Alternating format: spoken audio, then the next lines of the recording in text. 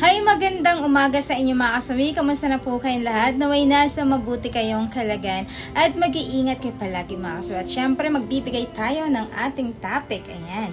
Idol, bakit ganon ang jeep po? Naghanap ng iba dahil ang sabi niya ay wala na daw akong silbi. At tama daw ako at wala daw akong kwentang lalaki. Hindi na daw siya nasasayahan. Hindi na daw siya nagaganahan at kinikilig sa akin. Gusto pa niya na sumama sa kumpare namin na kasi mas okay daw sa akin yun. Ano ba ang ibig sabihin nun, Idol? Bakit niya nasabi na okay yun sa akin?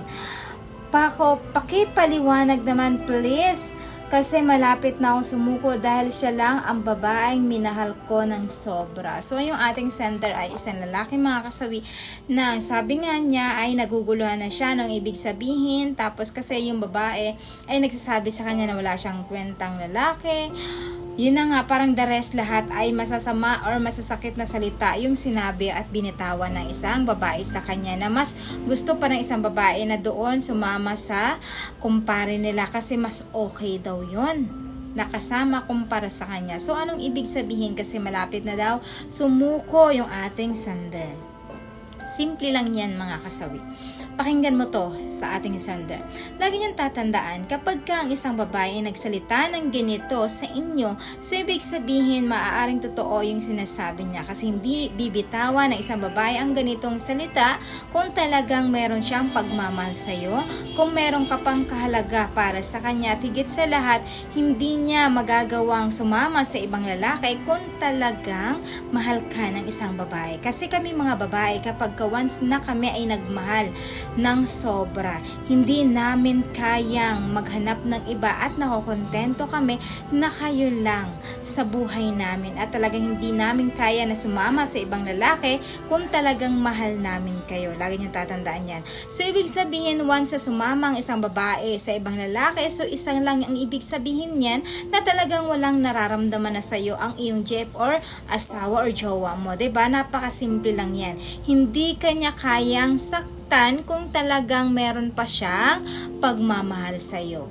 Hindi niya kayang saktan ikaw kung talagang ikaw pa rin sa puso niya. So ngayon, nagagawa niya na ang lahat at pagsabihan ka ng masasakit para lang tinutulak ka niya papalayo. Para ikaw na mismo ang mag-decide sa sarili mo na kumawala para sa kanya. Na ikaw na mismo ang mag-decide sa sarili mo na pakawalan mo na din siya at palayain mo na siya para naman maging masaya siya sa piling ng iba. Kumbaga, simple lang yan eh. Sinasabi niya na sa'yo lahat. Andyan na yung mga tips na sinasabi niya na sa'yo na sobrang nasasaktan ka, diba?